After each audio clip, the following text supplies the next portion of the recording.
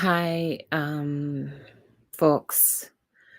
Um, I just wanted to go live and have a conversation about white supremacist terrorism, gun violence, the state of our society, and just implore white women. It does not have to be like this.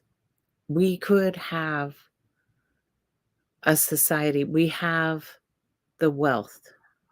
We have the education. We have all that we need to create a society where all children can safely go to school, where all people can safely go to church, go to the supermarket, go to um, sporting events, movie theaters.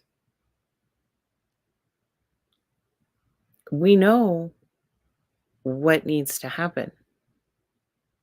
We know how we can prevent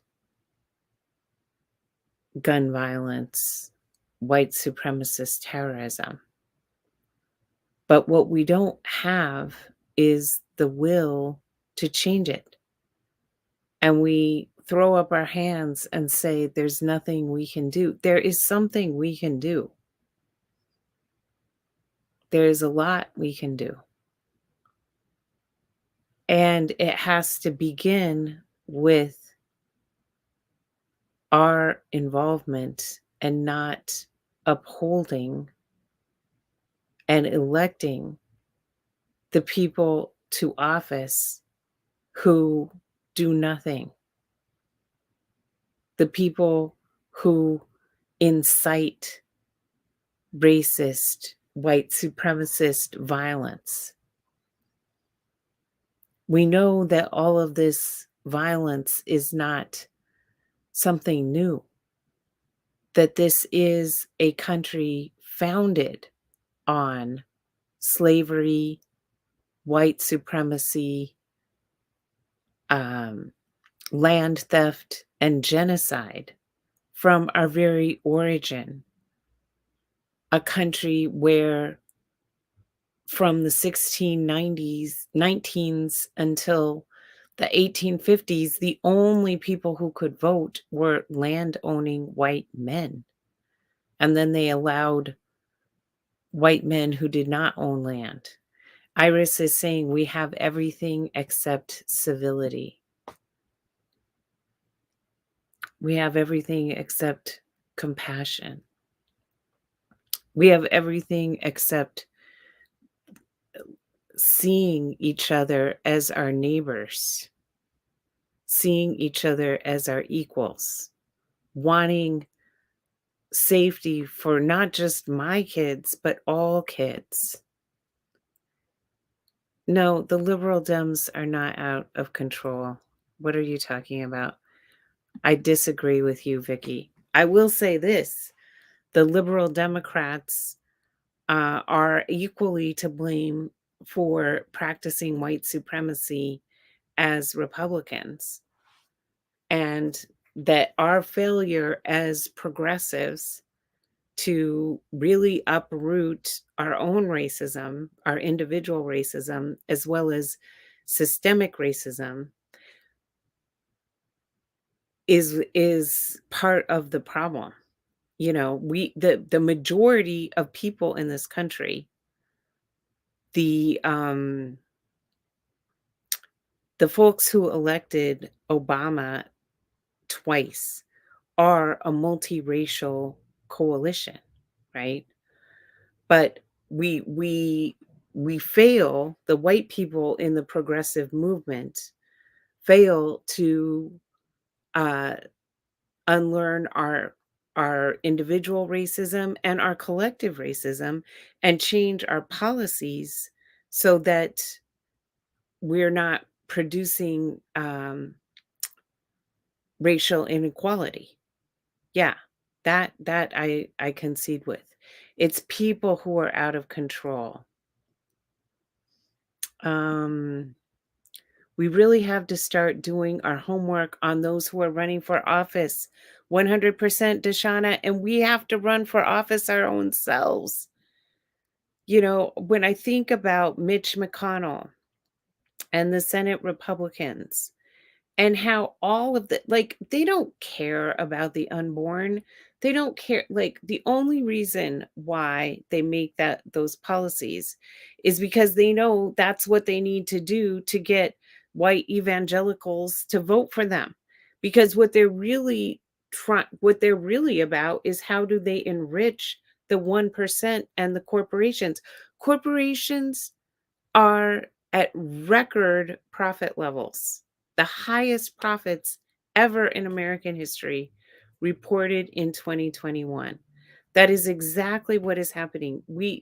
You put the progressives in charge of culture and have us all distracted with movies and popular music, and let the conservatives run politics. And what does it produce? A million Americans dead of COVID, the highest death rate of any of the wealthy Western countries. No other country had that number of deaths per capita from COVID. There are too many people on both sides who are making decisions based on their needs and not on the needs of the people of this country. 100%, Deshauna. And during COVID, the largest wealth transfer in US history, the total decimation of the middle class and all of the wealth. How many? Jeff Bezos became a trillionaire during COVID, right? Uh, uh, all of the billionaire class saw their riches increase tremendously. Elon Musk, freaking what's his name? The Microsoft guy, I can't even think of his name. They are accumulating tremendous wealth where everyone in the middle of class is hollowing out. Frontline workers are barely making ends meet. They don't even their kids are home doing homeschool, and there's no one even in the home to take care of them because they're out there on the front line. They don't even have internet, so their kids can't access the lessons. Um, every individual has a personal responsibility to learn how to positively impact equitable systems, structures, and equitable mindset. That's exactly right, Melissa. Every single one of us has a junk drawer, okay?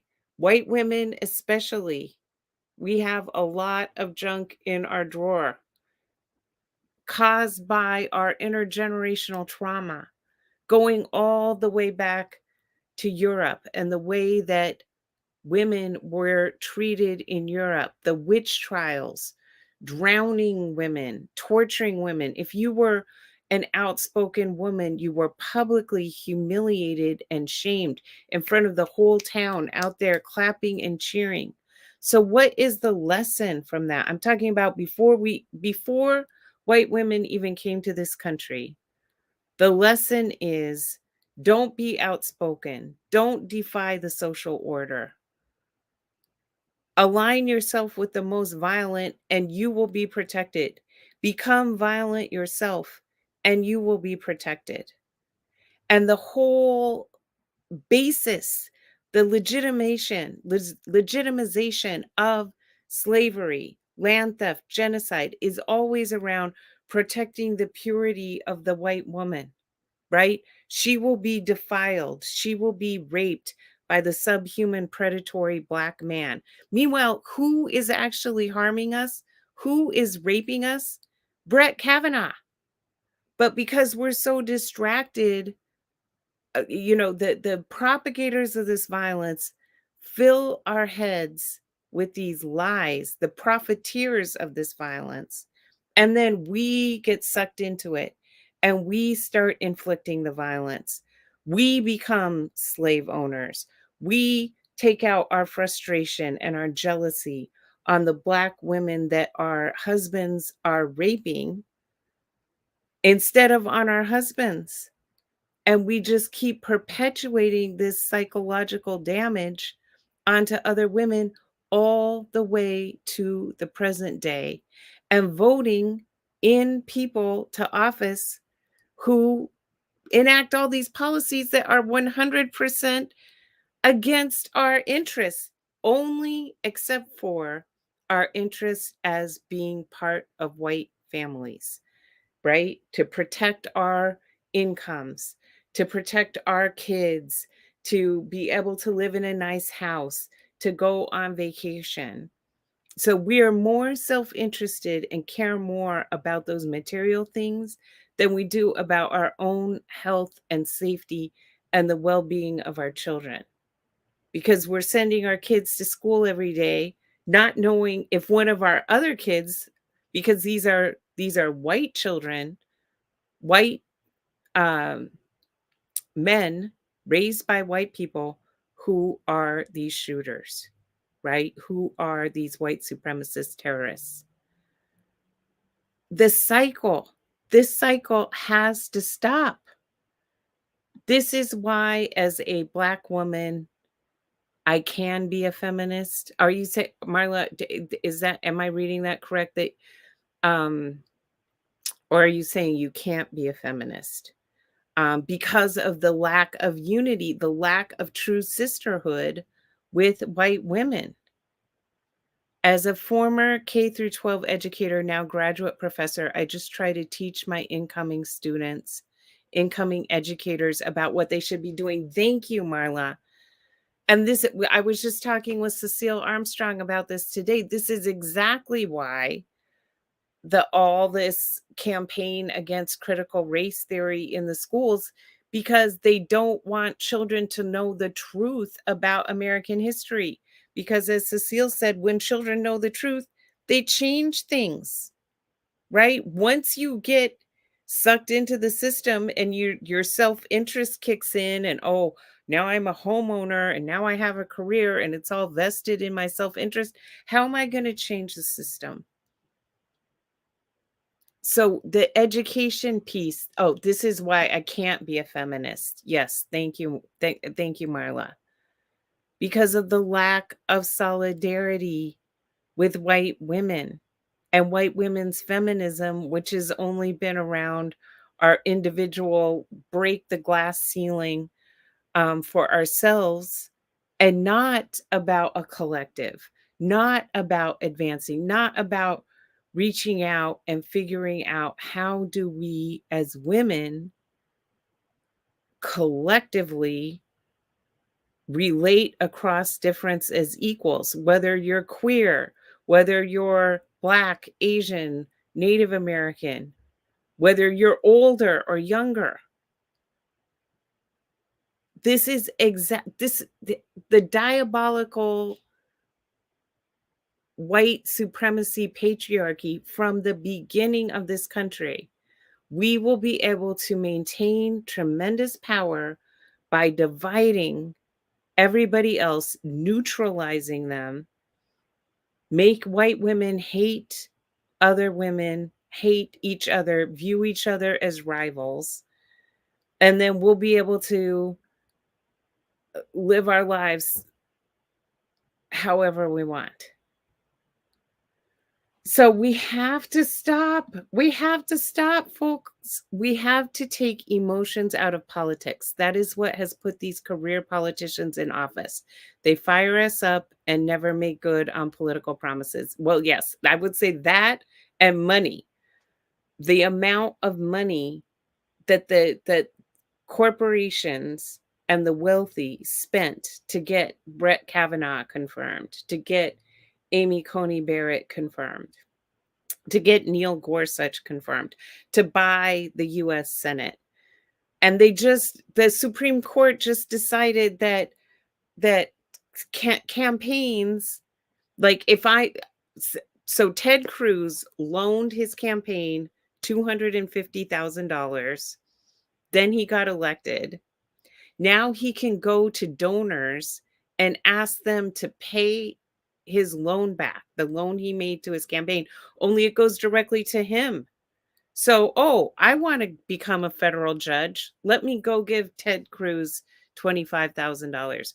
Oh, I want a contract to own a prison. Let me give Ted Cruz $50,000. Oh, I want this regulation changed so that my company can be more profitable. Let me go give Ted Cruz $100,000. This is now totally legal under this Supreme Court decision. Truth creates questions that those in power refuse to address. Deflecting is the strategy to keep the truth buried. Thank you, Lisa. Thank you. And this is why we who understand what the hell is going on have to hold them to account.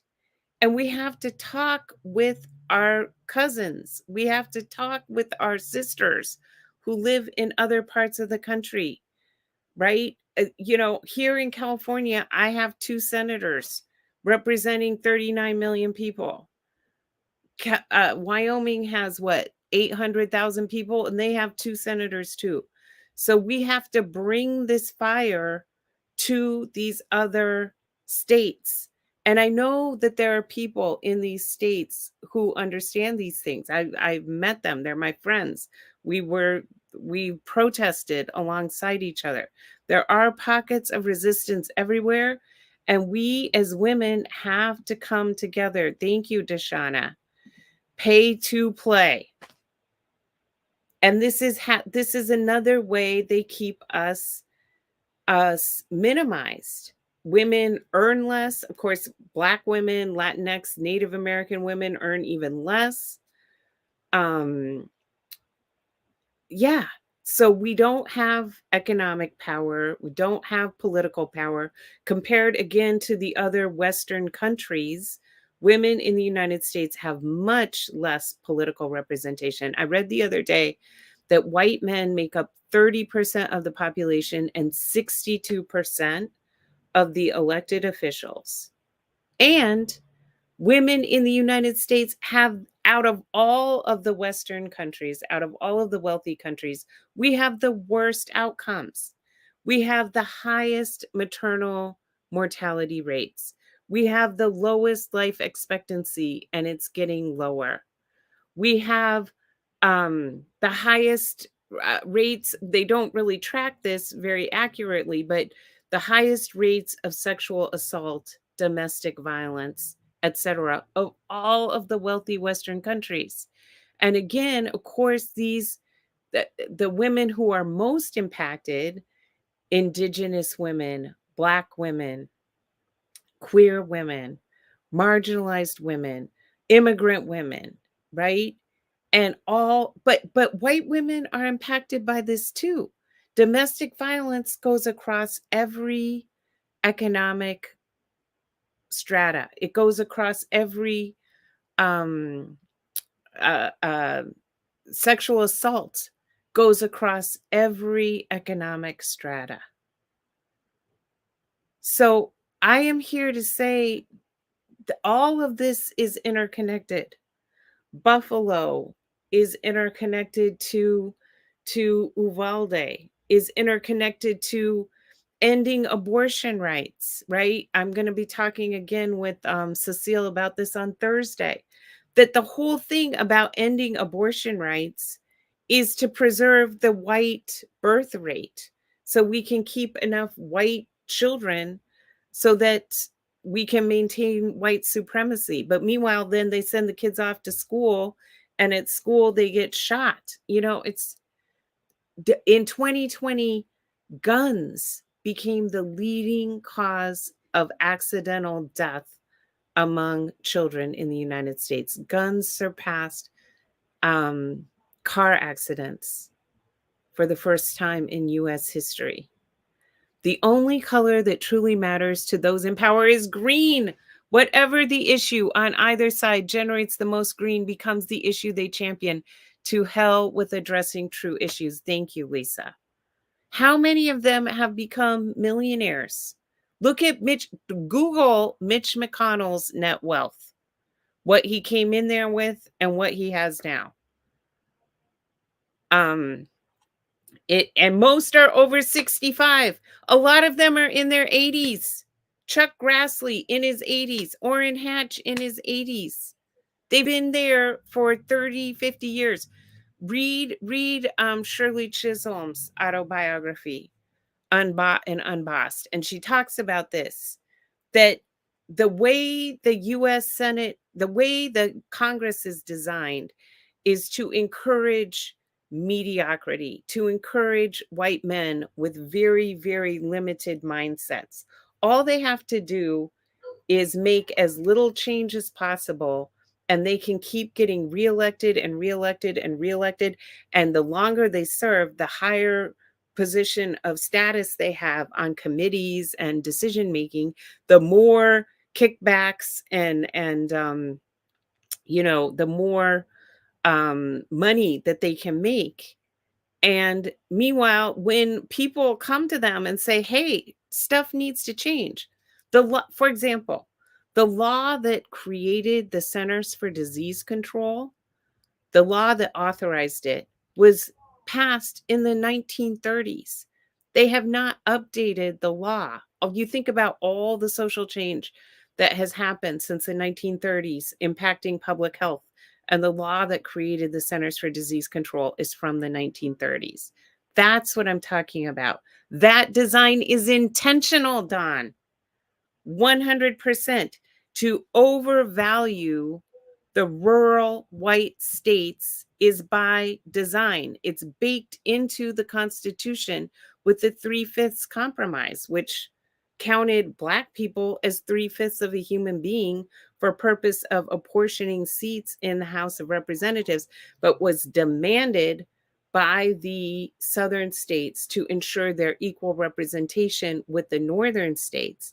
And today, that 3/5 compromise impacts the electoral college. That's why, even though Trump lost the popular vote, he won the electoral vote.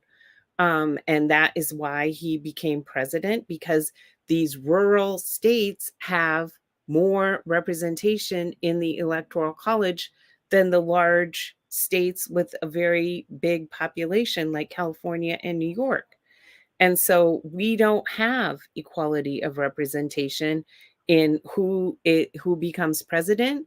And they have outsized representation in the Senate. Like I said, California, 39 million people, 2 senators. Wyoming, 800,000 people, 2 senators. Public service was not meant to be a career, and certainly not a profession to be a cash cow. No, you're supposed to go into public service because you want to serve the public. You want to make things better for people. Brett Kavanaugh had $200,000 in credit card debt that magically disappeared. And no one to this day knows who paid that back. Right? So, how do you think he's going to decide cases? The money in politics thing is really, really, really bad. Yes, we got the second Bush from the Supreme Court, right? The Supreme Court decided that the Florida hanging Chads case, and that's how we got the second Bush. It's supposed to be an altruistic endeavor. It's supposed to be about setting the next generation up for success. How can we sit here in California, in the Bay Area, we're headed into 100-degree heat wave. We're already having forest fires. The largest forest fire in New Mexico is burning as we speak. In New Mexico history. Like we are literally destroying our planet in front of our eyes, and these folks are not doing anything to stop it. How can this be? It's total insanity.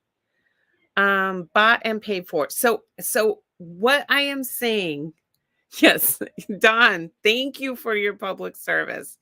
Thank you for your public service. I was a city government official for 10 years of my career, and I know it is definitely not for the money, and you can do so much good if you're in the government and you're inspired and you use your resources and your power and you create new initiatives and do wonderful things for people. So I am grateful to you for choosing public service. So, folks, I just want to encourage us. It does not have to be this way. Women can change things. And when white women change, when white women see ourselves as women first, okay, and not as white, and not, I'm going to preserve what's mine as a white mom, but I'm going to change and see myself as a mom. I'm going to see myself as a woman. And I'm going to want all women and all children to be safe and free. And I'm not going to tolerate having Fox News play in our home. And I'm not going to not notice that my son is writing a 180-page manifesto and has the money to go out and buy guns and is ordering all this armor. Okay? I'm saying white women, we need to step it up. It is our sons who are doing these things. We are responsible. We are collectively responsible for this mess. We're the ones raising these white sons who become these monsters. We need to change. Hello, Cherie. Thank you. Thank you so much for joining us, Burrell Worldwide Beverly Hills. They don't care about anything but money. These politicians and leaders will watch the country burn down and then ask the public, why didn't we help? Yes. So what is it going to take for them to pay attention to us? We are going to have to get up in their face, people. We are going to have to march in the streets, call them on the phone, show up at their offices. Power concedes nothing without a demand, just as Frederick Douglass taught us. We have to be up in there because they are never, if what does Stacey Abrams say? If you're not around the table, then you're on the menu, right? We have to be, and look at the people of Georgia. Yes, Deshauna, it was me who posted the reading of Bea Richards' poem. And Google that right now, Bea Richards, Beah Richards, and make sure to watch that. I'll put it in the notes. I'll put it in the comments under here. Did you have any reactions to the Bea Richards poem, Deshauna? Revolution for evolution. Yes. Yes, exactly. Exactly. I mean, we are a country founded in revolution, right? What was their cry? No taxation without representation. That is exactly how I feel too. Do you remember when it came out that Trump paid like $600 in his freaking taxes? I'm over here as a small business owner, like cutting my arm off and sending it to the IRS. Like, no taxation without representation. I am not sending you my hard-earned money for you to do what? Hire police who kill Black people? No. We need better changes. Better, yes, hold us accountable, right? Like what Obama said. You got activists come in there and hold us to account. Hold our feet to the fire. Demand more. I am just so grateful. So many of you are participating. Thank you so much for popping on here. Deshauna is saying, it made me cry. It reminded me of my great grandmother who was a maid. Oh my God, Deshauna. Thank you for sharing that. So everybody watch the Bea Richards poem, and I will put the link to that in the notes so you can all experience that. It is very, very powerful, particularly for white women, to hear a Black woman explain to us how we are harmed by the patriarchy too, and how if we saw Black women as our sisters and not as our rivals or inferiors, we could change everything. everything. Reframe the dialogue, change our mindset. If you aren't around the table, you're on the menu. Seriously, how can we, like, I can't live with myself as a 53-year-old mom of a teenage girl. How is it possible that on my watch, she is going to grow up and have fewer rights than I did? That is impossible. I cannot allow that to happen. And this is why we have to have women's engagement, women running for office, women voting, women, demanding change of our elected officials in the interest of all women, not just to uphold the interests of the wealthy and powerful. Lack of education and history has destroyed the future. Racist is taught. Black history of wealth is there, but not published. Black Wall Street from the 1930s in southern states had plenty of wealth. I was born in Louisiana where there was wealth. We don't know these stories, right? Because they're not taught to us. There was always been a deliberate, intentional action on the part of white supremacists to control the public education system, to control the textbooks, to to to shape the way that young minds learn about US history. Because again, if they knew the truth, then they would demand change. So we have to be the moms who go to the PTAs, who go to the school board meetings and counteract these anti-CRT parents, which that isn't even like a legit movement. That is 100% paid for AstroTurf. My friend just sent me some flyers and brochures. They're circulating around his school district in Pennsylvania. This is not something that those parents created. This is something that was created, manufactured for them. They downloaded, and now they're trying to get this whole anti-CRT thing going in his school district. Okay. So, what it's going to take is moms like you and me who want our kids to know the truth to also organize and to go to the school district, to run for school board and to say, no, we want our kids to know the truth. I just fear, especially for white women, like we just have such a tendency to disengage, to like just go numb and go have, go be wine mom or weed mom or whatever the thing, yoga mom. No, we cannot disengage, folks. That like if white women changed, we are the majority voters. We are the largest voting group of any racial gender group in the whole country. Okay. If we changed, we could change the course of history.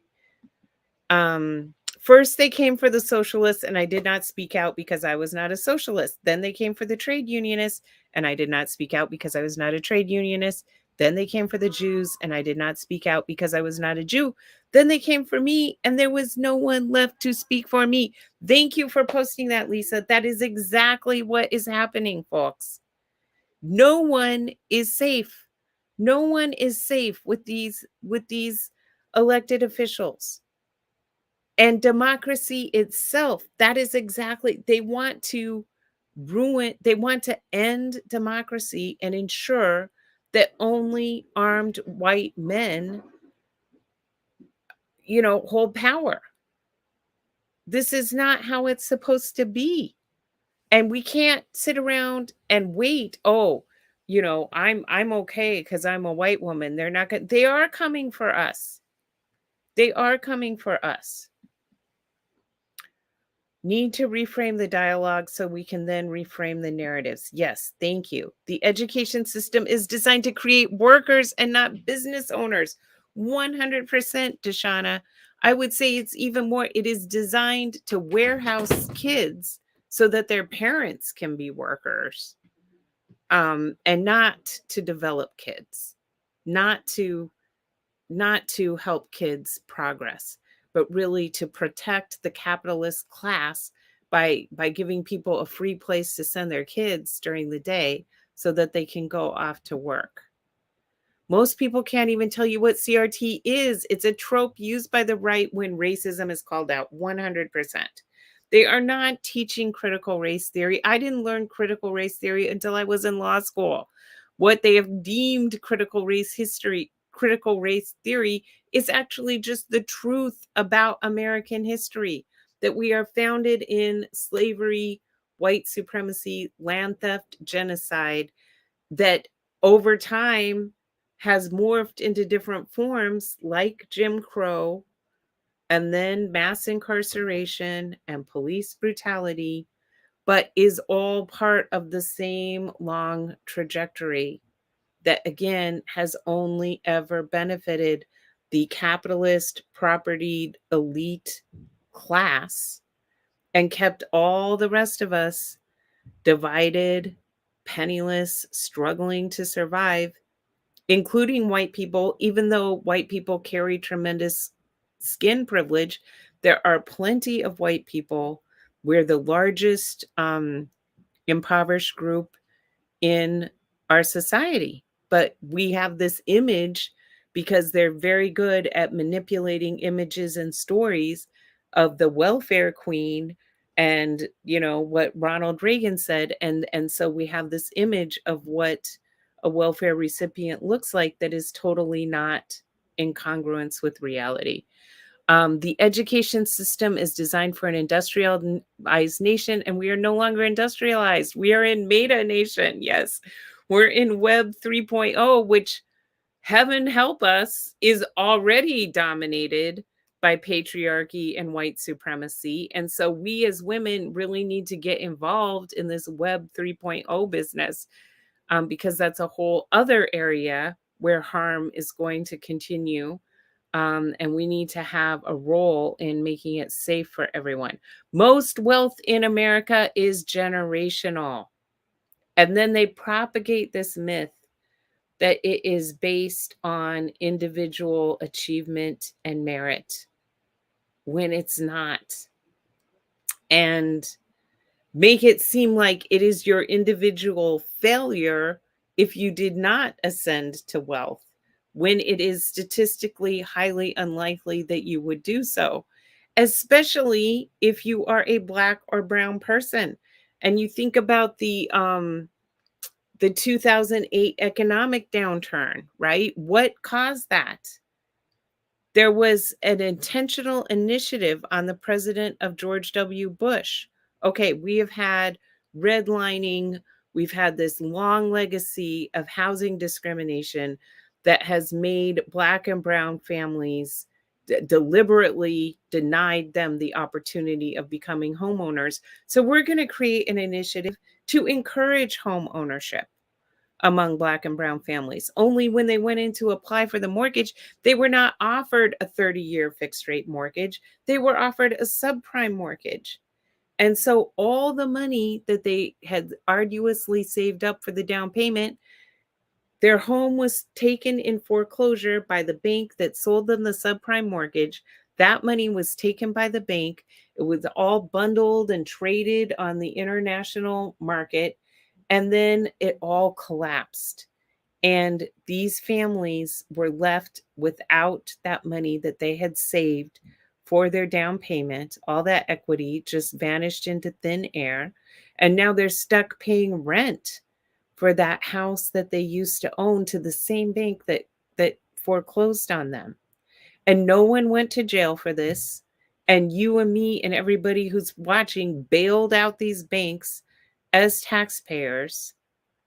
And then BlackRock and private equity swooped in and bought up all the homes. So now it's very difficult for millennials to buy homes because there's no homes to buy. They've all been converted into rentals. So yes, I could go on and on and on and on and on. Jolyn is saying, oh, white women are kept silent on diet fads and white wine spritzers. There's so much cognitive dissonance, and the managerial performance class is all self-identifying as bootstrappers. Thank you. Thank you, Jolyn. So There's so much numbing that happens among white women, and I do it too. Okay, so this is white woman intervention to other white women to snap out of it. Stop being so fixated on Soul Cycle, your dog, fashion, celebrities, whatever it is you use to drug yourself. Wake yourself up and see reality, and let's work together to really get well and stop propagating this violence. Wealth is generational. However, people see Black first, woman next, and not intelligence. Our mindset needs to change. What a leader looks like, what an entrepreneur looks like. Yes, 100%. Don't get me started about disproportionality in educational services and systems. Don't get me started about that either.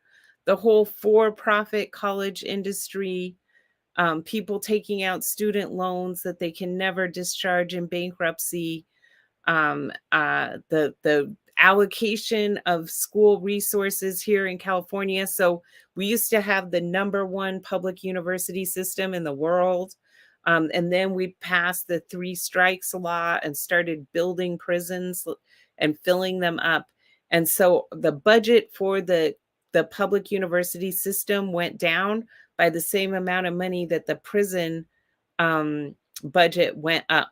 And now the prison guards and the police union are unified in this lobbying force that continues to demand legal protections, more prison building, and instead of getting resources toward our young people's development, now it's very difficult as an in-state student to go to UC Berkeley because they have, in order to make their budget, they've admitted all these international students. It's just a mess. So I don't want to be just a I don't want to only talk about the problems. I want to talk about the solutions. To me, the solution is changing our mindset, changing our behavior, white women identifying as women, white women uniting with other women, not seeing women as our rivals, white women following the leadership. We have so many phenomenal Black women leaders in our society. Stacey Abrams, we've already mentioned, Barbara Lee, the Congresswoman, from Oakland, who I just adore. So many that we can follow. Women of color, Pramila Jayapal, Alexandria Ocasio-Cortez, so many. So women have the knowledge of what needs to be done, right? These women of color leaders have tremendous insight. Ilhan Omar, have tremendous insight into what kinds of policies that we need, right? And white women have the numbers. White women have, we can turn out in numbers and be the votes, and we can create real change. But I tell you that Ketanji Brown Jackson hearing, when Senator Marsha Blackburn was, that was the most violent Republican of them all. We create read by three laws and never address the curriculum and instructional design resources to build readers. Yes. Yes, we need to build readers. The other one I love to hear, you can have opportunities too if you just pull yourselves up by your bootstraps, which assumes that people have bootstraps and in some cases feet. Thank you, Don. In my own family narrative, I always heard about my great grandfather and how he had come here as this penniless immigrant and how he'd been able to,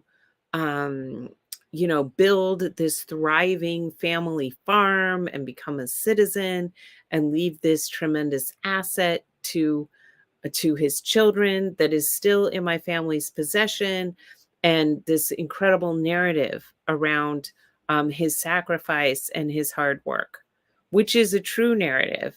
And that land where the family farm is is on the traditional territory of the Cheyenne, Arapaho, and Kiowa people.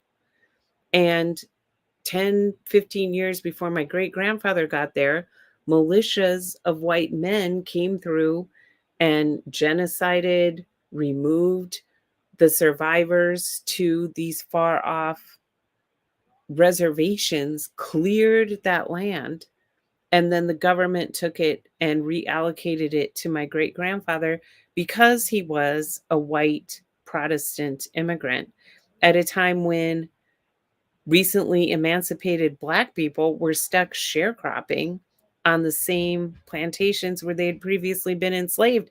And if they tried to move, if they tried to organize, if they tried to do anything, white people lynched them, raped them.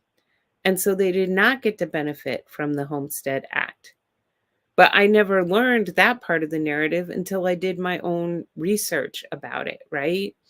So there's never been that, like, the idea that white people have bootstrapped our way into the middle class is only partially true. We've always benefited from intentionally created government policies for our benefit that were deliberately withheld and done at the expense of Black people, Native American people, Asian American people, etc. And you think about enslaved people at the time of emancipation, they were the largest asset class in the United States, $3 billion, larger than all the railroads and all the other infrastructure of the United States combined.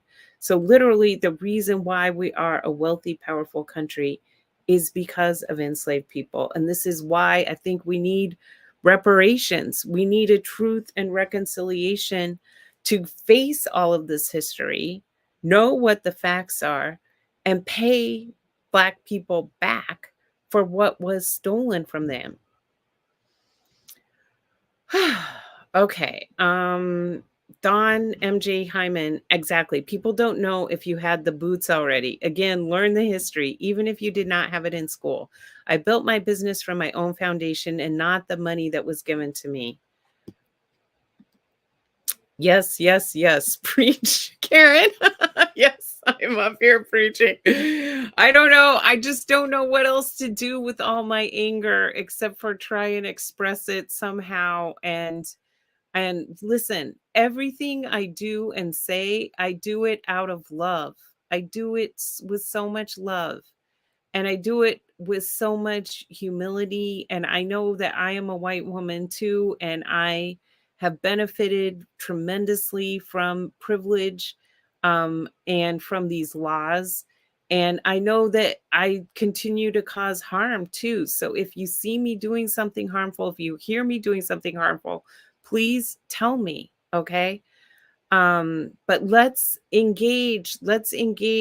Hey, Luis Tejeda. Oh my God, I haven't seen you in forever. So good to see you on here. Thank you for joining us.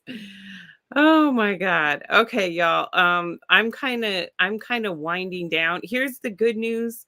I am going to see Angela Davis speak tonight with my daughter, and I'm so excited for that and proud and grateful. My daughter, so of her own volition, she had to write an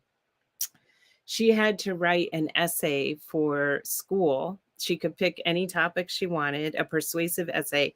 And her essay is on why we need to abolish prisons and defund the police. I was like, yes, thank you. And she had written all her own reasons. Like, she didn't come to me and ask me what I thought. She had done her own research and had all of her own reasons. And I think out of 300 points, she got 291. So I'm very, very proud of my daughter, and I'm going to take her to see Angela Davis tonight, which read Angela Davis, Women, Race, and Class. That's where I learned so much about the whole history of who divided women. Another great book, Stephanie Jones Rogers on white women slave owners. They were her property is the name of the book. I just want to thank everybody who tuned in and for all your comments. I'm so grateful. Come on Thursday morning, Thursday, the May 26th, on the LinkedIn Racy Conversations page, where my good friend Cecile Armstrong and I are going to be on there talking about all this. Practice lots of self care, drink water, go for a walk, hug your kids, call a friend. Let's all pull together and yeah, let's change this. Let's change the trajectory of our history. Thank you all so much for tuning in. Sending you big, big love, everybody. And yeah, I'll put the link to the Bea Richards poem in the comments. Okay, bye.